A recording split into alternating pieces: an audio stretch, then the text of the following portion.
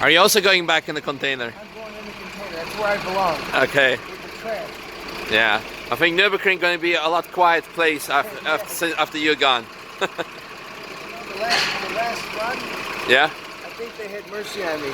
I went in and asked them, decibels were 130. And I said, this is our last day. We go back to America. And they said, okay, we won't check till the end of the day. So they were really nice the last. They threw us off 10 times earlier. Yeah. So you cannot leave the Nürburgring without taking Nürburgring with you, right? He said we would get one made, but the guy was on holiday. I said, you guys are always on holiday. Yeah. And he said, don't worry, you can take this one, I'll buy another one. Yeah. Souvenirs for back home, huh? Yeah. First of all, Lou, how old are you?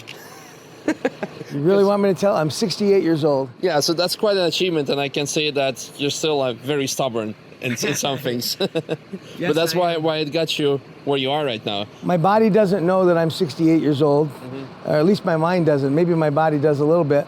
But 2 years ago, we won a World Challenge race in an Aston Martin, and I set a track record at 65 years old, and I told them that I can do anything sitting down. It's not like we're running a 4-minute mile or doing a pole vault. You just have to be able to, as long as you have your vision, which my vision is almost perfect, and my reaction is pretty good, we can, I'm not as stupid as I used to be, because I probably would have gotten up to speed on this track about 10 or 15 laps earlier, but the risk taking is not there anymore. It's been a heck of a career, 40 years of racing, and a bunch of championships, and building a lot of race cars, and it's just been pretty a pretty interesting existence. What a way to make a living. When you love something, you don't have to work a day in your life. So you can see our mufflers there. We got those are catalytic converters we stuck on the end of the mufflers just to give it one more sound deadener, and it got us to 130 decibels. But I owe Misha dinner. I'm probably going to get him hot dogs and French fries, because he bet me the first day that it wouldn't pass the sound meter, and he was right. All the way up to the last day, we got thrown off almost every day. We get 3 or 4 laps in, and they tell us to go home and fix the muffler, and we did. We tried so many mufflers, and this got us to the point of 130. And we actually, on the last day, I think we might have gone over once or twice, but they had mercy on us because they knew we were leaving. So yeah, we got thrown off 10 times. I don't owe Misha 10 dinners. I owe him 1 dinner, and I'm only gonna give him dinner in America. So.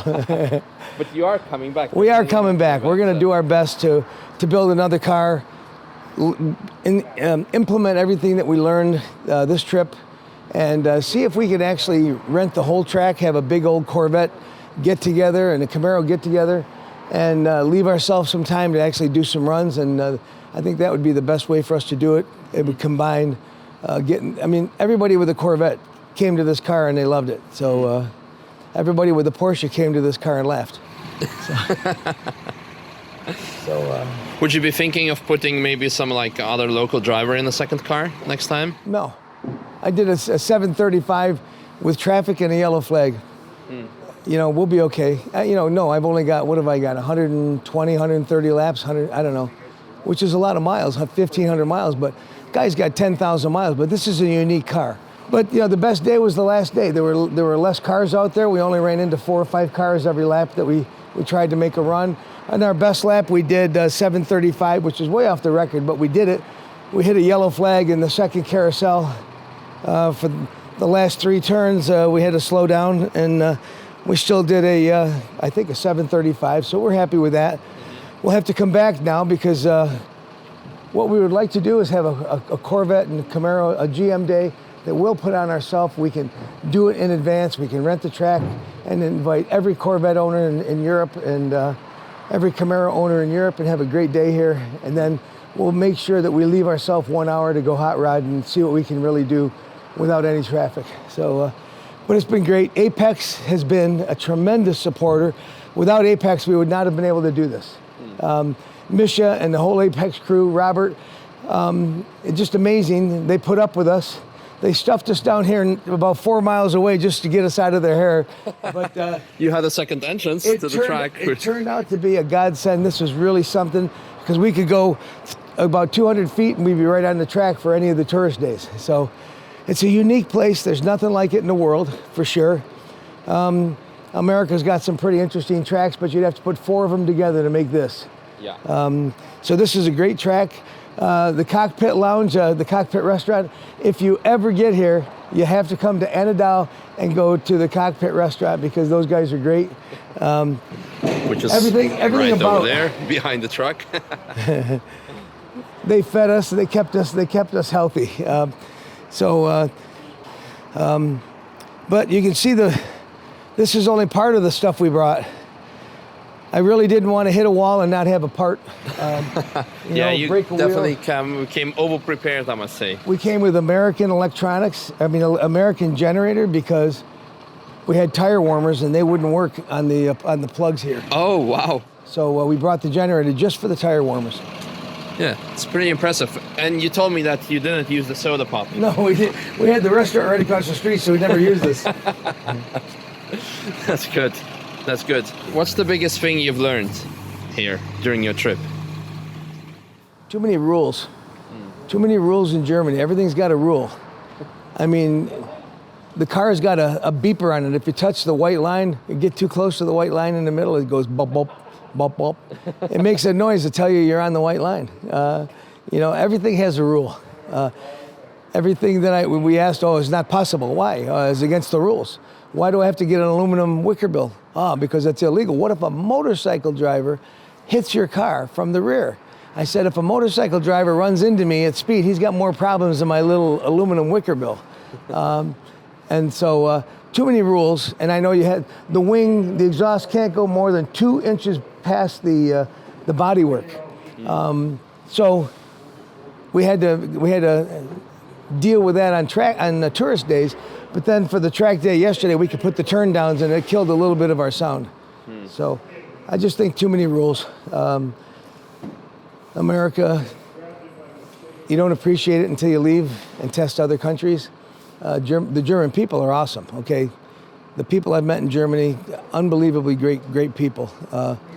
So it's not the people, I think it's the government, but that's the problem everywhere. In America, it's our government.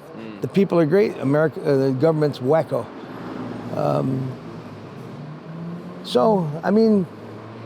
Just in general, what did I learn here?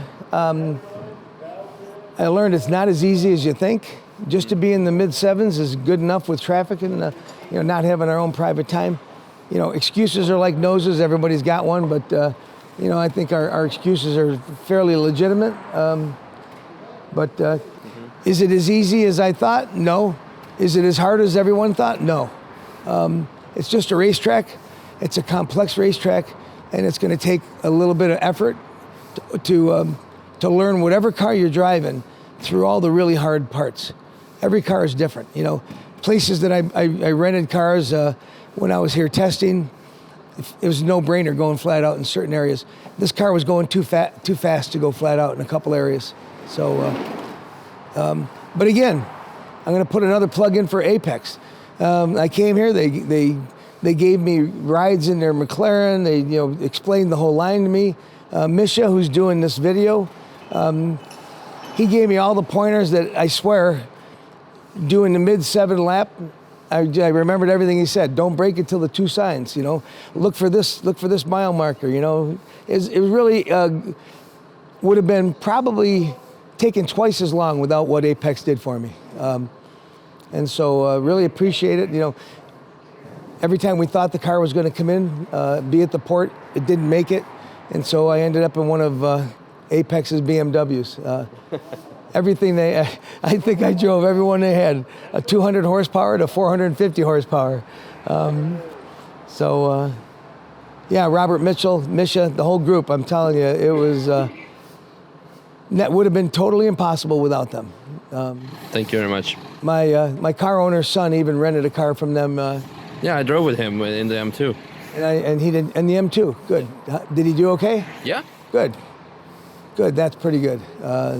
This is not an easy place. Yeah. And what I don't get is they complain about my wing, but then at the same time they let a 16-year-old kid out in his mother's car for a tourist day. How does that work? Which one's more dangerous, my little Wickerbill or a 16-year-old kid in his mother's car? That's a question that many people ask. Technically, this is a toll road, so any legal driver can drive on a toll road in Germany. And this is like the Autobahn. There's no speed limit here, so people enjoy it, and it's always packed on tourist days. So, Yeah. What's your next adventure? next adventure, we're building a racetrack in Dallas, just north of Dallas, called LG Motorsports Park. About a 6-kilometer racetrack. It'll be split into 2 tracks. It's going to be more of a member track, but it's what I'm going to do in the twilight of my racing career, is build a racetrack, and you got to give it a try. I think you ticked all the boxes, right? I'm sorry? I think you ticked all the boxes on your bucket list. You raced for whole life. You've been to the Nürburgring, and now you're building a racetrack. What else do you want to do? I have a couple of good kids, my daughter and my son. I got a wife that's put up with me for 36 years, and she still likes me, I think. It's been pretty good. Life is tough for anybody. We borrowed $1,200 to get to Dallas 35 years ago, and I tell everybody, it was tough. I went broke once, and then rolled out my toolbox and started racing again and building race cars, and here we are today, in Germany, making a fool of myself. Well, it was a pleasure. Thank you very much, Lou. Thank you, Misha. You guys are great. See you next time when you're going to buy me dinner. I'm going to buy you dinner. I may have to send you a TV dinner from America.